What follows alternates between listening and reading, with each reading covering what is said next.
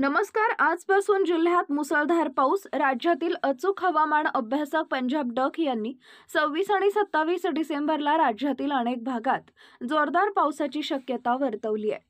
26 आणि 27 डिसेंबर दरम्यान पुणे, सातारा, सांगली, कोकणपट्टी, संगमनेर, नाशिक, नंदुरबार, धुळे, जळगाव, छत्रपती संभाजीनगर, शिर्डी, कोपरगाव, बीड, परभणी, जालना, बुलढाणा, अकोला आणि जळगाव जिल्ह्यात 26, 27 आणि 28 डिसेंबर रोजी जोरदार पावसाची शक्यता डक यांनी दिली.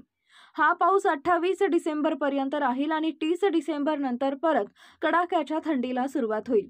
तसेच बंगालच्या उपसागरात कमी दाबाचं क्षेत्र निर्माण झाले असून यासोबतच उत्तरेस पश्चिमी चक्रवाताचा प्रभाव वाढलाय. या प्रणालीमुळे उत्तर भारतातून दक्षिण भारताकडे बाष्प खेचले जात असून एकंदरीत हवामान प्रणालीमुळे राज्यातील वातावरणात बदल झाला असून ढगाळ वातावरण निर्माण झालंय. हवामानाविषयी नवीन अपडेट्ससाठी आपल्या चॅनलला नक्की सबस्क्राईब करा.